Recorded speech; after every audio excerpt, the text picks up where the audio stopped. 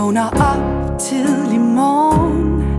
Solen skinner så smukt i mit hjem.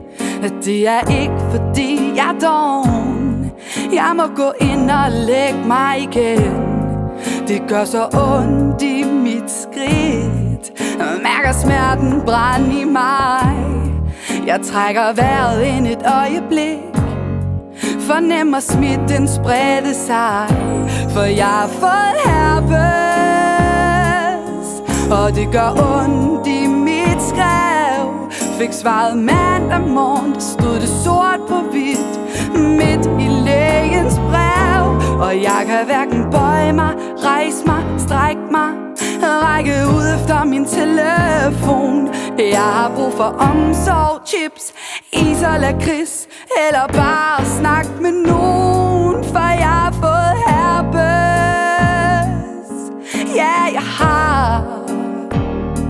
For jeg har fået herpes. Og det er ikke særlig rart. En depression er på vej. Mit selvværd har sagt farvel. Hvordan skulle nogen kunne have sex med mig? Så vil de hellere gøre det selv. Mit fede liv er forbi. Og jeg gør klar til cølibat.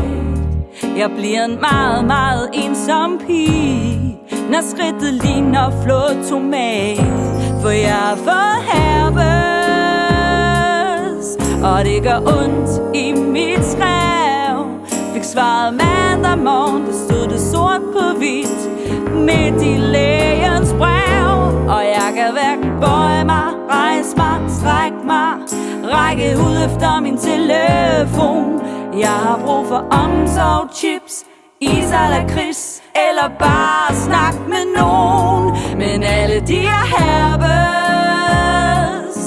Og der er også virus i dig. Helt ærligt, vis lidt mod. Du får jo også udbrud. Det er en del af voksenleg. Og du kan hverken bøje dig, rejse dig, strække dig, række ud efter din telefon. Du får brug for omsorg, chips, is og lakrids. Eller bare snak med nogen.